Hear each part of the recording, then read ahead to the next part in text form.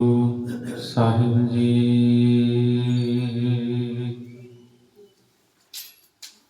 ਗਿਆਨ ਧਿਆਨ ਕਿਛ ਕਰਮ ਨ ਜਾਣਾ, ਸਾਰ ਨ ਜਾਣਾ ਤੇਰੀ। ਸਭ ਤੇ ਵੱਡਾ ਸਤਿਗੁਰ ਨਾਨਕ, ਜਿਨ ਕਲ ਰਾਖੀ ਮੇਰੀ। ਸਭ ਤੇ ਵੱਡਾ ਸਤਿਗੁਰ ਨਾਨਕ,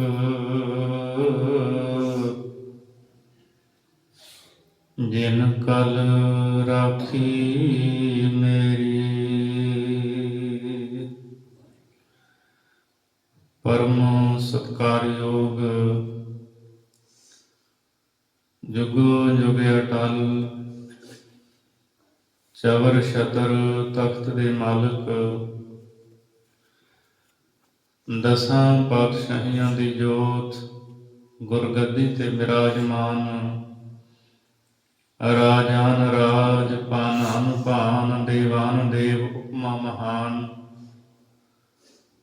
ਧੰਨ ਧੰਨ ਸ੍ਰੀ ਗੁਰੂ ਗ੍ਰੰਥ ਸਾਹਿਬ ਸੱਚੇ ਪਾਤਸ਼ਾਹ ਜੀ ਦੀ ਪਵਿੱਤਰ ਹਜ਼ੂਰੀ ਦੇ ਅੰਦਰ ਹਾਜ਼ਰੀਆਂ ਭਰ ਰਹੇ ਗੁਰੂ ਰੂਪ ਗੁਰੂ ਖਾਲਸਾ ਸਾਧ ਸੰਗਤ ਜੀ। ਆਪ ਜੀ ਪਿਛਲੇ ਕੁਝ ਦਿਨਾਂ ਤੋਂ ਧੰਨ ਗੁਰੂ ਤੇਗ ਬਹਾਦਰ ਸੱਚੇ ਪਾਤਸ਼ਾਹ ਜੀ ਦੇ ਸ਼ਹਾਦਤ ਦੇ ਪ੍ਰਸੰਗ ਨੂੰ ਸਰਵਣ ਕਰ ਰਹੇ ਹੋ। ਆਓ ਅੱਗੇ ਵਿਚਾਰ ਆਰੰਭ ਕਰਨ ਤੋਂ ਪਹਿਲਾਂ ਗੁਰਫਤਿਹ ਬੁਲਾਓ। ਆਖੋ ਜੀ ਵਾਹਿਗੁਰੂ ਜੀ ਕਾ ਖਾਲਸਾ, ਵਾਹਿਗੁਰੂ ਜੀ ਕੀ ਫਤਿਹ। ਕੱਲ ਆਪ ਜੀ ਨੇ ਸਰਵਣ ਕੀਤਾ ਸੀ ਭਾਈ ਜੈਤਾ ਜੀ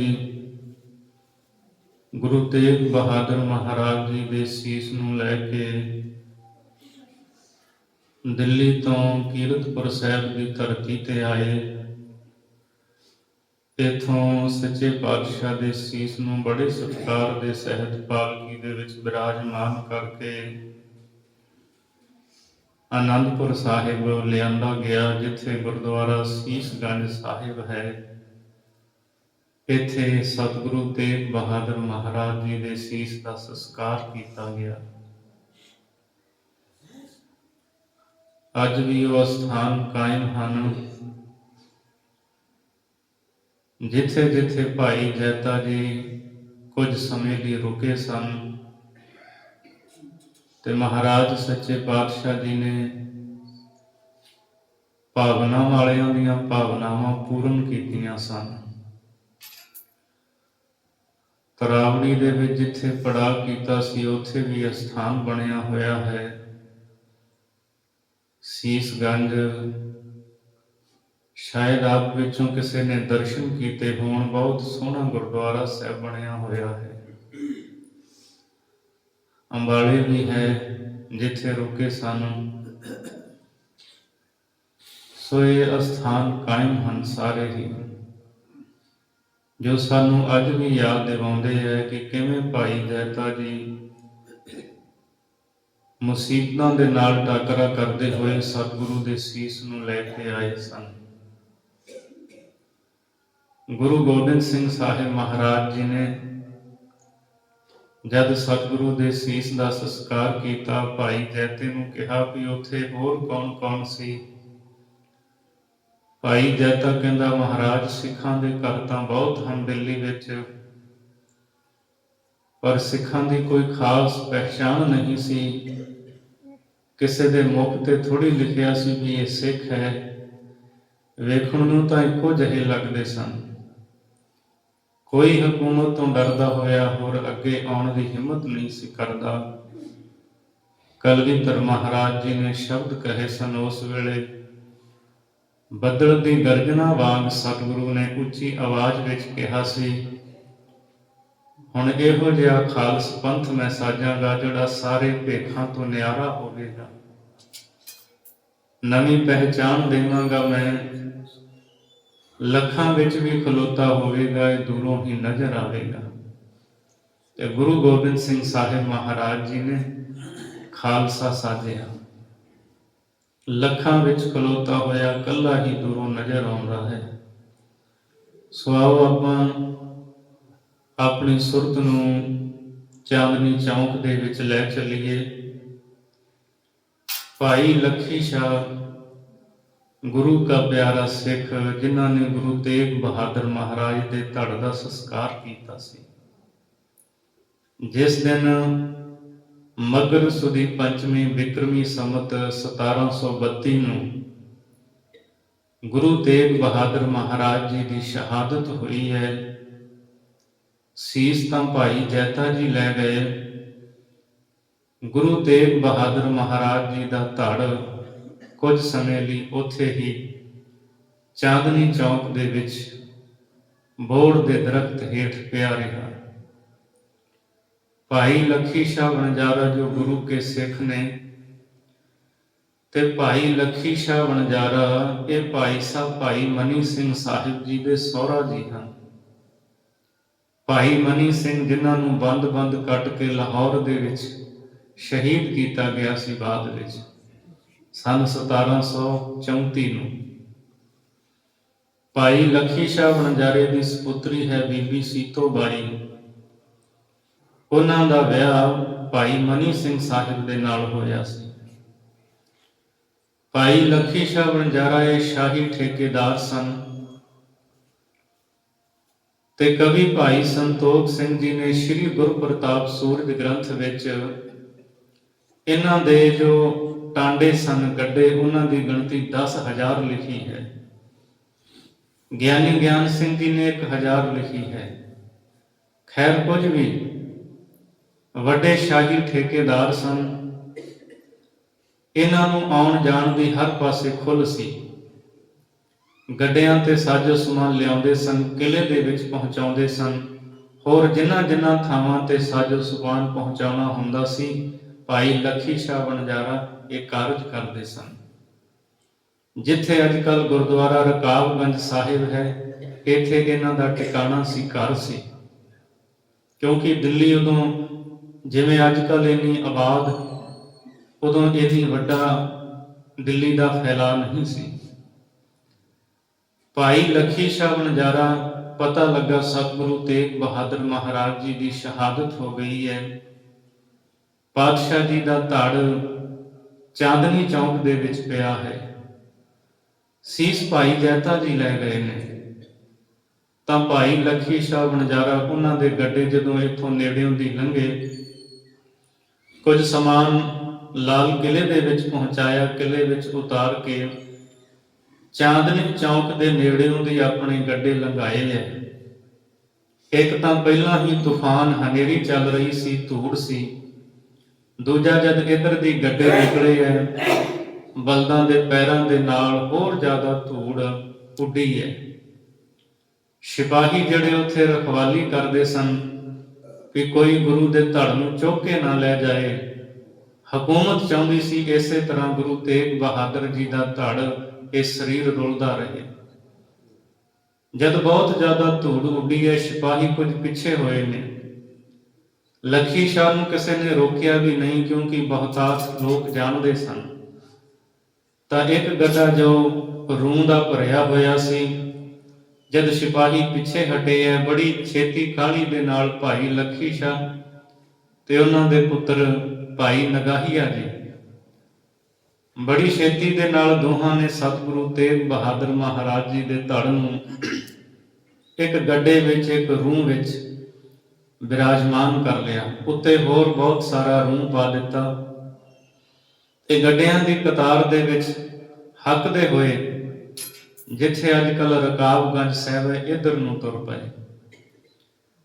ਗੁਰੂ ਮਹਾਰਾਜ ਜੀ ਦੇ ਧੜ ਨੂੰ ਲਿਆ ਕਰਕੇ ਆਪਣੇ ਘਰ ਦੇ ਵਿੱਚ ਭਾਈ ਲੱਖੀ ਸ਼ਾਹ ਨੇ ਇੱਕ ਚਿਖਾ ਸਜਾਈ ਹੈ।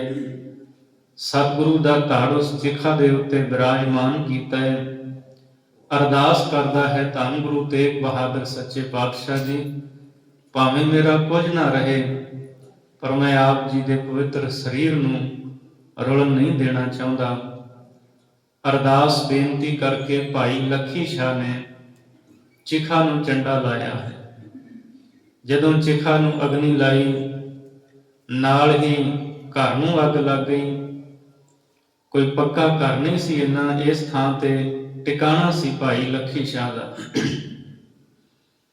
ਤੇ ਭਾਈ ਲੱਖੀ ਸ਼ਾਹ ਵਣਜਾਰੇ ਨੇ ਚਿਖਾ ਸਜਾ ਕੇ ਚਿਖਾ ਨੂੰ ਆਪਣੇ ਘਰ ਨੂੰ ਅਗਨੀ ਲਾ ਕੇ, ਘਰ ਨੂੰ ਇਸ ਲਈ ਅੱਗ ਲਾਈ ਵੀ ਕੋਈ ਸ਼ੱਕ ਨਾ ਕਰੇ ਕਿ ਇਸ ਨੇ ਗੁਰੂ ਤੇਗ ਬਹਾਦਰ ਮਹਾਰਾਜ ਜੀ ਦਾ ਇੱਥੇ ਸੰਸਕਾਰ ਕੀਤਾ ਹੈ।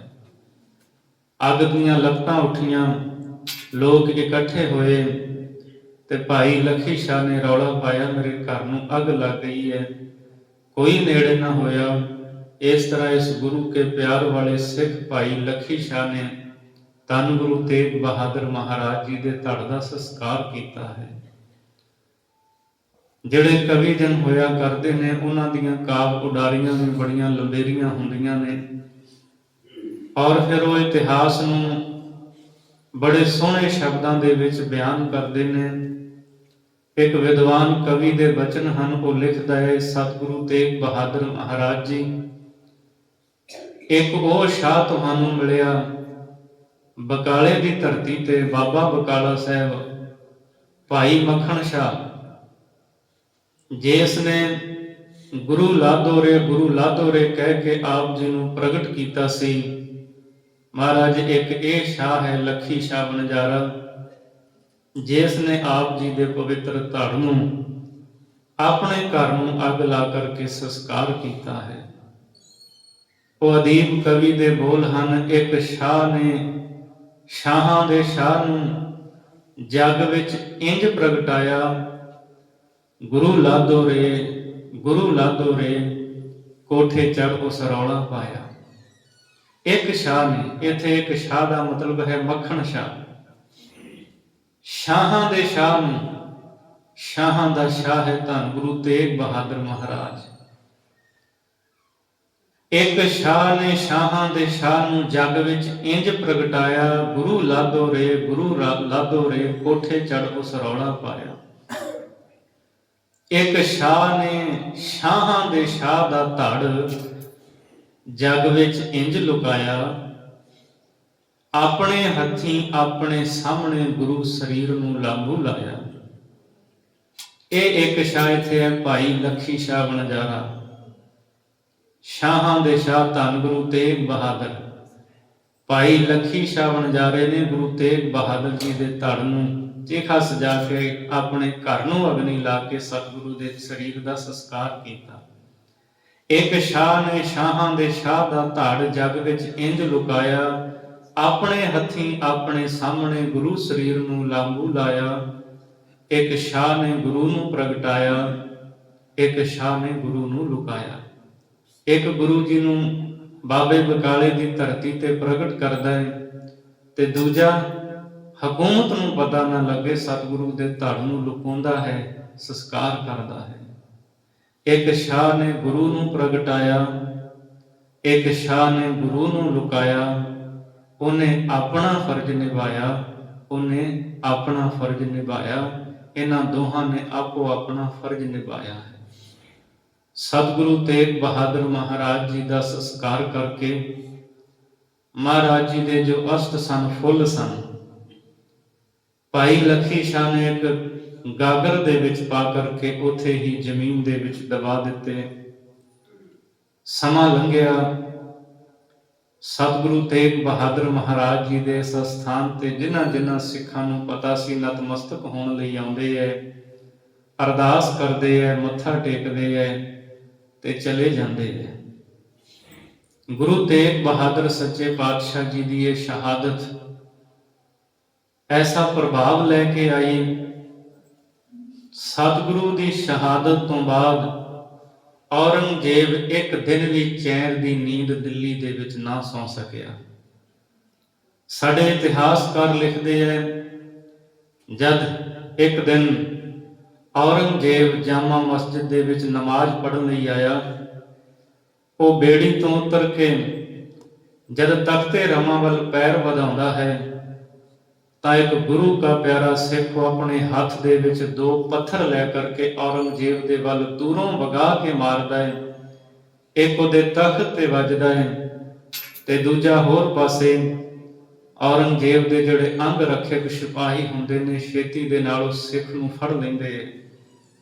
ਪੁੱਛ ਪੜਤਾਲ ਕਰਦੇ ਆ, ਤੂੰ ਕੌਣ ਹੈ? ਤੇ ਨਿਰਭੈਤਾ ਦੇ ਨਾਲ ਸਿੱਖ ਕਹਿੰਦਾ, ਮੈਂ ਗੁਰੂ ਤੇਗ ਬਹਾਦਰ ਮਹਾਰਾਜ ਦਾ ਸਿੱਖ ਹਾਂ। ਕਿਉਂ ਹਮਲਾ ਕੀਤਾ ਹੈ ਬਾਦਸ਼ਾਹ ਔਰੰਗਜ਼ੇਬ ਤੇ? ਕਿਉਂਕਿ ਇਹਨੇ ਗੁਰੂ ਤੇਗ ਬਹਾਦਰ ਜੀ ਨੂੰ, ਸਿੱਖਾਂ ਨੂੰ ਇੱਥੇ ਸ਼ਹੀਦ ਕੀਤਾ ਹੈ, ਜੁਰਮ ਕਰਦਾ ਪਿਆ ਹੈ। ਇੰਨੀ ਜੁਰਤ ਇਸ ਸ਼ਹਾਦਤ ਨੇ ਸਿੱਖਾਂ ਦੇ ਵਿੱਚ ਭਰ ਦਿੱਤੀ ਤੇ ਉਸ ਸਿੱਖ ਨੂੰ ਕੋਤਵਾਲ ਦੇ ਅਧੀਨ ਕਰਕੇ ਉਸ ਸਿੱਖ ਨੂੰ ਵੀ ਸ਼ਹੀਦ ਕਰ ਦਿੱਤਾ ਗਿਆ ਸੀ। ਪ੍ਰਿੰਸੀਪਲ ਸਤਵੀਰ ਸਿੰਘ ਲਿਖਦੇ ਹੈ, 5 ਦਸੰਬਰ ਸਨ 1776, ਤਕਰੀਬਨ 1 ਸਾਲ ਬਾਅਦ ਔਰੰਗਜ਼ੇਬ ਦਿੱਲੀ ਤੋਂ ਦੱਖਣ ਨੂੰ ਗਿਆ। ਉਸ ਤੋਂ ਬਾਅਦ ਅੰਦਾਜ਼ਨ 30 ਸਾਲ ਤੱਕ ਇਹ ਜਿਉਂਦਾ ਰਿਹਾ, ਪਰ ਵਾਪਸ ਕਦੇ ਦਿੱਲੀ ਨਾ ਆਇਆ। ਆਉਂਦਾ ਸੀ ਦਿੱਲੀ, ਰਾਤ ਨੂੰ ਬੜਾ ਕੇ ਉੱਠਦਾ ਸੀ। ਇਹਨੂੰ ਨੀਂਦ ਨਹੀਂ ਸੀ ਆਉਂਦੀ, ਇਹਦੀ ਨੀਂਦ ਹਰਾਮ ਹੋ ਗਈ, ਕਿਉਂਕਿ ਗੁਰੂ ਤੇਗ ਬਹਾਦਰ ਸੱਚੇ ਪਾਤਸ਼ਾਹ ਜੀ ਨੂੰ, ਹੋਰ ਬੰਦਗੀ ਵਾਲੇ ਫਕੀਰਾਂ ਨੂੰ ਇਹਨੇ ਸ਼ਹੀਦ ਕੀਤਾ ਹੈ, ਜ਼ੁਲਮ ਕੀਤਾ ਹੈ। ਨੀਂਦ ਕਿੱਥੋਂ ਆਉਣੀ ਸੀ ਔਰੰਗਜ਼ੇਬ ਨੂੰ? ਸਤਿਗੁਰੂ ਗੁਰੂ ਤੇਗ ਬਹਾਦਰ ਸੱਚੇ ਪਾਤਸ਼ਾਹ ਮਹਾਰਾਜ ਜੀ ਜਿੱਥੇ ਸਤਿਗੁਰੂ ਨੂੰ ਸ਼ਹੀਦ ਕੀਤਾ ਗਿਆ, ਤੇ ਜਿਸ ਥਾਂ ਤੇ ਰਕਾਬਗੰਜ ਸਾਹਿਬ ਵਾਲੇ ਥਾਂ ਤੇ ਸਤਿਗੁਰੂ ਦੇ ਧੜ ਦਾ ਸੰਸਕਾਰ ਕੀਤਾ, ਇਹ ਅਸਥਾਨ ਕਿਵੇਂ ਹੋਂਦ ਵਿੱਚ ਆਏ? ਮੈਂ ਇਹਦਾ ਜ਼ਿਕਰ ਆਪ ਦੇ ਨਾਲ ਕਰਨਾ ਚਾਹੁੰਦਾ ਹਾਂ। ਸਮਾਂ ਜਦ ਮਿਸਲਾਂ ਦਾ ਵੇੜਾ ਆਇਆ, 12 ਮਿਸਲਾਂ, ਸਿੱਖ ਸਿਪਾਹੀ ਇੰਨੇ ਵੀਰ ਬਹਾਦਰ ਆਪੋ ਆਪਣੇ ਇਲਾਕੇ ਦੇ ਵਿੱਚ ਰਾਜ ਕਾਇਮ ਕਰਦੇ ਨੇ। ਸਰਦਾਰ ਬਘੇਲ ਸਿੰਘ ਜੀ ਕਰੋੜ ਸਿੰਘੀਆ ਮਿਸਲ ਦੇ ਜਥੇਦਾਰ, ਜਦ ਇਹਨਾਂ ਨੇ ਸਿੱਖ ਫੌਜਾਂ ਨੂੰ, ਖਾਲਸਿਆਂ ਨੂੰ ਨਾਲ ਲੈ ਕਰਕੇ ਦਿੱਲੀ ਫਤਿਹ ਕੀਤੀ ਹੈ, ਗੁਰੂ ਕੀਆਂ ਸਿੱਖ ਫੌਜਾਂ, ਗੁਰੂ ਕੇ ਸਿੰਘ ਖਾਲਸੇ ਜਦ ਦਿੱਲੀ ਵੱਲ ਵਧੇ ਹੈ, ਸ਼ਾਹੀ ਫੌਜ ਨੇ ਟਾਕਰਾ ਕੀਤਾ ਹੈ ਤੇ ਦਿੱਲੀ ਨੂੰ ਇੱਕ ਨਹੀਂ ਕਈ ਵਾਰ ਖਾਲਸੇ ਨੇ ਜਿੱਤਿਆ ਹੈ। ਸਰਦਾਰ ਬਘੇਲ ਸਿੰਘ ਕਰੋੜ ਸਿੰਘੀਆ ਮਿਸਲ ਦੇ ਜਥੇਦਾਰ ਆਪਣੇ ਖਾਲਸਿਆਂ ਸਿਪਾਹੀਆਂ ਦੇ ਸਮੇਤ ਦਿੱਲੀ ਵੱਲ ਵਧੇ ਹੈ। ਸ਼ਾਹੀ ਫੌਜ ਨੇ ਕੁਝ ਟਾਕਰਾ ਕੀਤਾ ਹੈ, ਪਰ ਸ਼ਾਹੀ ਫੌਜ ਹਾਰ ਗਈ ਹੈ। ਦਿੱਲੀ ਦੇ ਬਾਦਸ਼ਾਹ ਨੇ 3 ਲੱਖ ਨਜ਼ਰਾਨਾ ਦੇ ਕੇ ਸਰਦਾਰ ਬਘੇਲ ਸਿੰਘ ਨੂੰ ਸੁਲਾਹ ਕੀਤੀ ਔਰ ਹੱਥ ਜੋੜੇ, ਹੋਰ ਕੀ ਚਾਹੀਦਾ ਹੈ? ਸਰਦਾਰ ਬਘੇਲ ਸਿੰਘ ਨੇ ਕਿਹਾ, ਇੱਥੇ ਦਿੱਲੀ ਦੇ ਵਿੱਚ ਸਾਡੇ ਗੁਰੂਆਂ ਦੇ ਅਸਥਾਨ ਨੇ, ਮੈਂ ਉਹ ਅਸਥਾਨ ਕਾਇਮ ਕਰਾਉਣੇ ਹਨ। ਜਿੱਥੇ ਜਿੱਥੇ ਸਾਕੇ ਵਾਪਰੇ, ਜਿੱਥੇ ਗੁਰੂ ਨੇ ਚਰਨ ਪਾਏ, ਮੈਂ ਉਹ ਸਥਾਨ ਗੁਰਦੁਆਰੇ ਉਸਾਰਨੇ ਨੇ, ਮੈਨੂੰ ਆਗਿਆ ਦਿੱਤੀ ਜਾਏ। ਬਾਦਸ਼ਾਹ ਨੇ ਕਿਹਾ, ਤੁਹਾਨੂੰ ਆਗਿਆ ਹੈ, ਤੁਸੀਂ ਉਸਾਰ ਸਕਦੇ ਹੋ। ਤਾਂ ਉਸ ਸਮੇਂ ਭਾਈ ਸਰਦਾਰ ਬਘੇਲ ਸਿੰਘ ਹੁਣਾਂ ਨੇ, ਜਿੱਥੇ 8ਵੇਂ ਪਾਤਸ਼ਾਹ ਗੁਰੂ ਹਰਕ੍ਰਿਸ਼ਨ ਸਾਹਿਬ ਮਹਾਰਾਜ ਨੇ ਚਰਨ ਪਾਏ, ਗੁਰਦੁਆਰਾ ਬੰਗਲਾ ਸਾਹਿਬ ਬਣਾਇਆ। ਇਹ ਅਸਥਾਨ ਸਰਦਾਰ ਬਘੇਲ ਸਿੰਘ ਹੁਣਾਂ ਨੇ ਉਸਾਰਿਆ ਸੀ। ਜਿੱਥੇ ਮਾਤਾ ਸੁੰਦਰੀ ਜੀ, ਮਾਤਾ ਸਾਹਿਬ ਦੇਵਾਂ ਜੀ ਗੁਰੂ ਹਰਕ੍ਰਿਸ਼ਨ ਸਾਹਿਬ ਮਹਾਰਾਜ ਦੇ ਅੰਗੀਠੇ ਸਨ, ਉੱਥੇ ਅਸਥਾਨ ਉਸਾਰਿਆ ਗੁਰਦੁਆਰਾ ਬਾਲਾ ਸਾਹਿਬ। ਜਿੱਥੇ ਗੁਰੂ ਤੇਗ ਬਹਾਦਰ ਮਹਾਰਾਜ ਜੀ ਦਾ ਸੰਸਕਾਰ ਕੀਤਾ ਗਿਆ, ਗੁਰਦੁਆਰਾ ਰਕਾਬਗੰਜ ਸਾਹਿਬ, ਇੱਥੇ ਸਰਦਾਰ ਬਘੇਲ ਸਿੰਘ ਹੁਣਾਂ ਨੇ ਸਤਿਗੁਰੂ ਦਾ ਪਵਿੱਤਰ ਅਸਥਾਨ ਬਣਾਇਆ। ਅੱਜ ਵੀ ਗੁਰੂ ਤੇਗ ਬਹਾਦਰ ਮਹਾਰਾਜ ਜੀ ਦੇ ਅਸਥ ਫੁੱਲ ਗੁਰਦੁਆਰਾ ਰਕਾਬਗੰਜ ਸਾਹਿਬ ਉੱਥੇ ਹੇਠਾਂ ਵਿਰਾਜਮਾਨ ਕੀਤੇ ਹੈ, ਸੁਸ਼ੋਭਿਤ ਕੀਤੇ ਹੈ। ਇਹ ਅਸਥਾਨ ਸਰਦਾਰ ਬਘੇਲ ਸਿੰਘ ਹੁਣਾਂ ਨੇ ਬਣਾਏ, ਖਾਲਸੇ ਦੇ ਨਾਲ ਮਿਲ ਕਰਕੇ। ਫਿਰ ਉਹ ਅਸਥਾਨ ਚਾਂਦਨੀ ਚੌਂਕ ਦਾ ਤਾਂ ਪਤਾ ਸੀ ਕਿ ਇੱਥੇ 3 ਸਿੱਖਾਂ ਨੂੰ, ਭਾਈ ਮਤੀ ਦਾਸ, ਭਾਈ ਸਤੀ ਦਾਸ, ਭਾਈ ਦਿਆਲਾ ਜੀ ਨੂੰ ਸ਼ਹੀਦ ਕੀਤਾ ਗਿਆ ਹੈ। ਪਰ ਜਿੱਥੇ ਗੁਰੂ ਤੇਗ ਬਹਾਦਰ ਜੀ ਨੂੰ ਸ਼ਹੀਦ ਕੀਤਾ ਗਿਆ, ਉਹ ਸਥਾਨ ਦੀ ਭਾਲ ਕਰਦੇ ਰਹੇ, ਪਰ ਪੱਕਾ ਪਤਾ ਨਹੀਂ ਸੀ ਕਿਸ ਥਾਂ ਤੇ ਗੁਰੂ ਤੇਗ ਬਹਾਦਰ ਜੀ ਨੂੰ ਸ਼ਹੀਦ ਕੀਤਾ ਗਿਆ ਹੈ। ਸਰਦਾਰ ਬਘੇਲ ਸਿੰਘ ਹੁਣਾਂ ਨੇ ਦਿੱਲੀ ਦੇ ਵਿੱਚ ਢੰਡੋਰਾ ਪਿਟਵਾਇਆ। ਕੋਈ ਹੈ ਐਸਾ ਸ਼ਖਸ ਜਿਸ ਨੇ ਗੁਰੂ ਤੇਗ ਬਹਾਦਰ ਮਹਾਰਾਜ ਦੇ ਦਰਸ਼ਨ ਕੀਤੇ ਹੋਣ, ਜਿਨੇ ਗੁਰੂ ਤੇਗ ਬਹਾਦਰ ਜੀ ਦੀ ਸ਼ਹਾਦਤ ਨੂੰ ਤੱਕਿਆ ਹੋਵੇ? ਕੋਈ ਦੱਸ ਸਕਦਾ ਹੈ ਦਿੱਲੀ ਦੇ ਵਿੱਚ ਗੁਰੂ ਤੇਗ ਬਹਾਦਰ ਮਹਾਰਾਜ ਜੀ ਨੂੰ ਕਿਸ ਥਾਂ ਤੇ ਸ਼ਹੀਦ ਕੀਤਾ ਗਿਆ ਸੀ? ਮੈਂ ਉਹ ਸਥਾਨ ਗੁਰੂ ਕਾ ਕਾਇਮ ਕਰਨਾ ਹੈ। ਤਾਂ ਭਾਲ ਕਰਦਿਆਂ ਕਰਦਿਆਂ ਇੱਕ 100 ਸਾਲ ਤੋਂ ਉੱਪਰ ਬਜ਼ੁਰਗ ਮਾਈ ਸਾਹਮਣੇ ਆਈ ਸੀ। ਸਰਦਾਰ ਬਘੇਲ ਸਿੰਘ ਦੇ ਸਾਹਮਣੇ ਆਈ, ਡੰਗੋਰੀ ਹੱਥ ਵਿੱਚ ਫੜੀ ਹੋਈ। ਉਹਨੇ ਹੱਥ ਜੋੜ ਕੇ ਕਿਹਾ ਸੀ ਸਰਦਾਰ ਬਘੇਲ ਸਿੰਘ ਨੂੰ, ਸਰਦਾਰਾ, ਮੈਂ ਗੁਰੂ ਤੇਗ ਬਹਾਦਰ ਸੱਚੇ ਪਾਤਸ਼ਾਹ ਨੂੰ ਜਿੱਥੇ ਸ਼ਹੀਦ ਕੀਤਾ ਗਿਆ ਉਸ ਥਾਂ ਬਾਰੇ ਜਾਣਦੀ ਹਾਂ। ਸਰਦਾਰ ਬਘੇਲ ਸਿੰਘ ਨੇ ਉਸ ਮਾਤਾ ਦੇ ਚਰਨਾਂ ਨੂੰ ਹੱਥ ਲਾਇਆ, ਨਮਸਕਾਰ ਕੀਤੀ। ਕਹਿੰਦਾ, ਮਾਈ ਮੈਨੂੰ ਦੱਸ ਉਹ ਥਾਂ ਕਿਹੜਾ ਹੈ ਜਿੱਥੇ ਮੇਰੇ ਗੁਰੂ ਦਾ ਖੂਨ ਡੁੱਲਿਆ ਸੀ? ਮੈਂ ਆਪਣੇ ਸਤਿਗੁਰੂ ਦੇ ਅਸਥਾਨ ਨੂੰ ਉਸਾਰਨਾ ਹੈ। ਪ੍ਰਿੰਸੀਪਲ ਸਤਵੀਰ ਸਿੰਘ ਜੀ ਲਿਖਦੇ ਨੇ ਇਤੀ ਜਾਣਕਾਰੀ ਪੁਸਤਕ ਦੇ ਵਿੱਚ ਕਿ ਇਹ ਮਾਸ਼ਕੀ ਦੀ ਘਰਵਾਲੀ ਸੀ। ਮਾਸ਼ਕੀ ਜਿਹੜੇ ਮਸ਼ਕ ਵਿੱਚ ਪਾਣੀ ਭਰ ਕੇ ਸੇਵਾ ਕਰਿਆ ਕਰਦੇ ਸਨ, ਪਾਣੀ ਢੋਇਆ ਕਰਨਾ। ਕਹਿੰਦੀ, ਮੈਂ ਉਸ ਮਾਸ਼ਕੀ ਦੀ ਘਰਵਾਲੀ ਹਾਂ। ਮੇਰੇ ਪਤੀ ਨੇ ਉੱਥੇ ਜਲ ਛਿੜਕਿਆ ਸੀ ਤੇ ਜਿੱਥੇ ਗੁਰੂ ਤੇਗ ਬਹਾਦਰ ਦਾ ਖੂਨ ਡੁੱਲਿਆ ਸੀ, ਮੈਂ ਹੱਥਾਂ ਦੇ ਨਾਲ ਉਹ ਸਾਫ਼ ਕੀਤਾ ਸੀ। ਭਾਈ ਬਘੇਲ ਸਿੰਘ ਨੇ ਖਾਲਸੇ ਨੂੰ ਹੁਕਮ ਦਿੱਤਾ, ਕਹਿੰਦੇ ਪਾਲਕੀ ਲੈ ਕੇ ਆਓ, ਇਸ ਮਾਈ ਬਜ਼ੁਰਗ ਨੂੰ ਉਸ ਪਾਲਕੀ ਵਿੱਚ ਬਿਠਾਓ ਤੇ ਜਿੱਥੇ ਇਹ ਦੱਸਦੀ ਹੈ ਉਸ ਥਾਂ ਤੇ ਲੈ ਕੇ ਚੱਲੋ। ਪਾਲਕੀ ਲਿਆਂਦੀ ਗਈ, ਉਸ ਬਜ਼ੁਰਗ ਮਾਈ ਨੂੰ ਪਾਲਕੀ ਦੇ ਵਿੱਚ ਬਿਠਾਇਆ ਤੇ ਉਹ ਮਾਈ ਬਹੁਤ ਪ੍ਰਸੰਨ ਹੋਈ। ਕਹਿੰਦੀ, ਕੈਸਾ ਸਮਾਂ ਹੈ। ਮੈਂ ਉਹ ਵੀ ਦਿਨ ਤੱਕੇ ਜਦ ਗੁਰੂ ਤੇਗ ਬਹਾਦਰ ਮਹਾਰਾਜ ਜੀ ਨੂੰ ਇੱਥੇ ਸ਼ਹੀਦ ਕੀਤਾ ਗਿਆ, ਲੋਕਾਂ ਦੀ ਭੀੜ ਇਕੱਠੀ ਸੀ। ਅੱਜ ਮੈਂ ਵੇਖ ਰਹੀ ਹਾਂ ਉਸੇ ਗੁਰੂ ਦੇ ਸੁਪੁੱਤਰ ਰਾਜ ਭਾਗ ਕਾਇਮ ਕਰ ਰਹੇ ਨੇ। ਅੱਜ ਖਾਲਸੇ ਦੀ ਤੇਗ ਦੇ ਸਾਹਮਣੇ ਕੋਈ ਟਿਕਦਾ ਨਹੀਂ। ਭਾਈ ਬਘੇਲ ਸਿੰਘ ਉਹਨਾਂ ਨੂੰ ਜਿੱਥੇ ਅੱਜ ਕੱਲ ਗੁਰਦੁਆਰਾ ਸੀਸਗੰਜ ਸਾਹਿਬ ਹੈ, ਇੱਥੇ ਇਹ ਬਜ਼ੁਰਗ ਮਾਈ ਲੈ ਕਰਕੇ ਆਈ ਹੈ। ਕਹਿੰਦੀ, ਆਹ ਹੈ ਬੋੜ ਦਾ ਦਰਖਤ, ਆਹ ਵੇਖੋ ਇੱਥੇ ਮਸੀਤ ਹੈ। ਇਹ ਹੈ ਉਹ ਥਾਂ ਜਿੱਥੇ ਗੁਰੂ ਤੇਗ ਬਹਾਦਰ ਮਹਾਰਾਜ ਜੀ ਨੂੰ ਸ਼ਹੀਦ ਕੀਤਾ ਗਿਆ ਸੀ। ਜਲਾਦ ਜਲਾਲੁਦੀਨ ਨੇ ਆਪਣੀ ਤਲਵਾਰ ਦਾ ਵਾਰ ਕਰਕੇ ਸਤਿਗੁਰੂ ਦੇ ਸੀਸ ਨੂੰ ਧੜ ਤੋਂ ਜੁਦਾ ਕੀਤਾ ਸੀ। ਸਰਦਾਰ ਬਘੇਲ ਸਿੰਘ ਆਏ, ਉਸ ਥਾਂ ਤੇ ਨਮਸਕਾਰ ਕੀਤੀ, ਉਥੋਂ ਦੀ ਪਵਿੱਤਰ ਧੂੜ ਨੂੰ ਆਪਣੇ ਮਸਤਕ ਤੇ ਲਾਇਆ। ਸਤਿਗੁਰੂ ਗੁਰੂ ਤੇਗ ਬਹਾਦਰ ਮਹਾਰਾਜ ਮੈਨੂੰ ਬਲ ਬਖਸ਼ੋ, ਮੈਂ ਆਪ ਦੇ ਅਸਥਾਨ ਦੀ ਉਸਾਰੀ ਕਰ ਸਕਾਂ। ਇਸ ਥਾਂ ਤੇ ਸਰਦਾਰ ਬਘੇਲ ਸਿੰਘ ਨੇ ਇਹ ਗੁਰਦੁਆਰਾ ਸਾਹਿਬ ਉਸਾਰਿਆ। ਪਹਿਲਾਂ ਇਹ ਛੋਟਾ ਬਣਿਆ ਸੀ। ਸੱਚੇ ਪਾਤਸ਼ਾਹ ਗੁਰੂ ਗ੍ਰੰਥ ਸਾਹਿਬ ਜੀ ਦਾ ਪ੍ਰਕਾਸ਼ ਕੀਤਾ ਗਿਆ। ਇੱਕ ਸਿੱਖ ਨੂੰ ਸੇਵਾ ਵਾਸਤੇ ਇੱਥੇ ਨਿਯਤ ਕੀਤਾ ਗਿਆ ਕਿ ਇੱਥੇ ਗੁਰੂ ਗ੍ਰੰਥ ਸਾਹਿਬ ਦਾ ਪ੍ਰਕਾਸ਼ ਕਰਨਾ ਹੈ, ਬਾਣੀ ਦਾ ਜਾਪ ਕਰਨਾ ਹੈ, ਇਸ ਥਾਂ ਦੀ ਸਾਂਭ ਸੰਭਾਲ ਕਰਨੀ ਹੈ। ਜਦ ਸਰਦਾਰ ਬਘੇਲ ਸਿੰਘ ਨੇ ਇਹ ਅਸਥਾਨ ਉਸਾਰਿਆ, ਬਹੁਤ ਸਾਰੇ ਮੁਸਲਮਾਨ ਲੋਕ ਇਕੱਠੇ ਹੋ ਕਰਕੇ ਆਏ। ਕਹਿੰਦੇ, ਅਸੀਂ ਇਹ ਥਾਂ ਨਹੀਂ ਤੁਹਾਨੂੰ ਬਣਾਉਣ ਦੇਣਾ। ਸਰਦਾਰ ਬਘੇਲ ਸਿੰਘ ਕਹਿੰਦੇ, ਅਜੇ ਮੇਰੀ ਤਲਵਾਰ ਮਿਆਨ ਦੇ ਵਿੱਚ ਨਹੀਂ ਪਈ। ਸਾਰਿਆਂ ਨੂੰ ਮੈਂ ਇੱਥੇ ਖਾਲਸਾ ਜਦ ਹੱਲਾ ਕਰੇਗਾ ਤੁਸੀਂ ਕਿਸੇ ਨੇ ਲੱਭਣਾ ਨਹੀਂ। ਤਾਂ ਉਸ ਵੇਲੇ ਸ਼ਾਹ ਆਲਮ ਦੂਜੇ ਨੇ ਵਿੱਚ ਪੈ ਕਰਕੇ ਸਾਰਾ ਫੈਸਲਾ ਕਰਵਾਇਆ ਤੇ ਸਰਦਾਰ ਬਘੇਲ ਸਿੰਘ ਨੇ ਇਹ ਥਾਂ ਬਣਾਇਆ।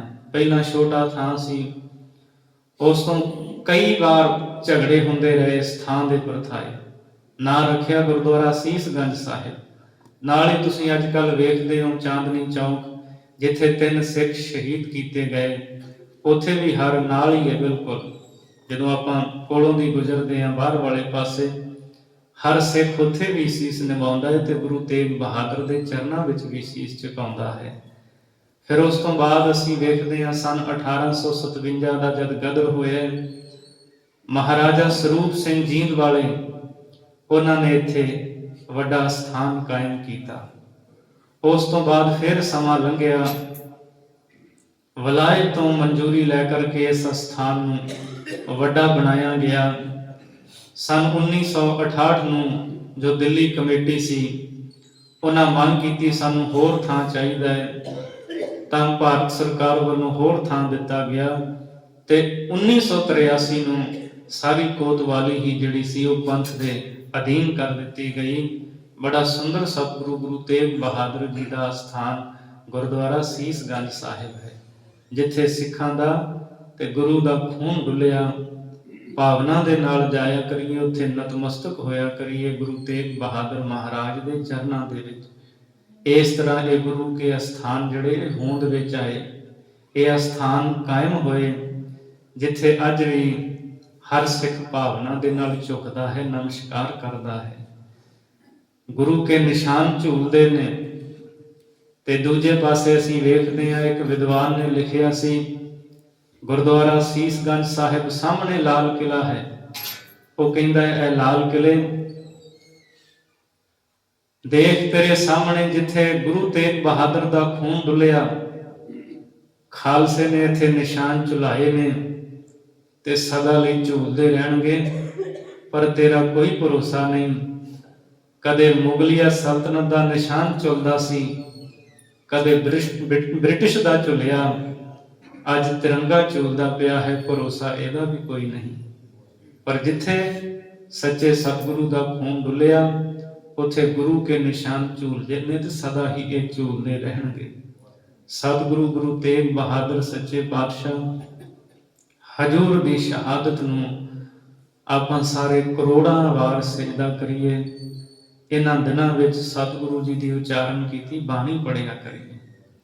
ਜਦ ਅਸੀਂ ਗੁਰੂ ਗ੍ਰੰਥ ਸਾਹਿਬ ਦੀ ਬਾਣੀ ਪੜ੍ਹਦੇ ਹਾਂ, 59 ਸ਼ਬਦ ਹਨ ਗੁਰੂ ਤੇਗ ਬਹਾਦਰ ਮਹਾਰਾਜ ਜੀ ਦੇ, 15 ਰਾਗਾਂ ਦੇ ਵਿੱਚ ਉਚਾਰਨ ਕੀਤੇ ਹੋਏ। ਜਿੱਥੇ ਗੁਰੂ ਗ੍ਰੰਥ ਸਾਹਿਬ ਜੀ ਦੇ ਅਸੀਂ 31 ਰਾਗ ਪੜ੍ਹਦੇ ਹਾਂ, 30 ਰਾਗ ਜਦੋਂ ਸਤਿਗੁਰੂ ਗੁਰੂ ਅਰਜਨ ਦੇਵ ਮਹਾਰਾਜ ਜੀ ਨੇ ਭਾਈ ਗੁਰਦਾਸ ਤੋਂ ਸਰੂਪ ਲਿਖਾਇਆ, ਉਹਦੇ ਵਿੱਚ 30 ਰਾਗ ਸਨ। 31ਵਾਂ ਰਾਗ ਜੈਜਾਵੰਤੀ ਗੁਰੂ ਤੇਗ ਬਹਾਦਰ ਮਹਾਰਾਜ ਜੀ ਦਾ ਉਚਾਰਨ ਕੀਤਾ ਹੋਇਆ ਹੈ। ਬੀਤ ਜੈ ਹੈ ਜਨਮ ਅਕਾਜ ਰੇ।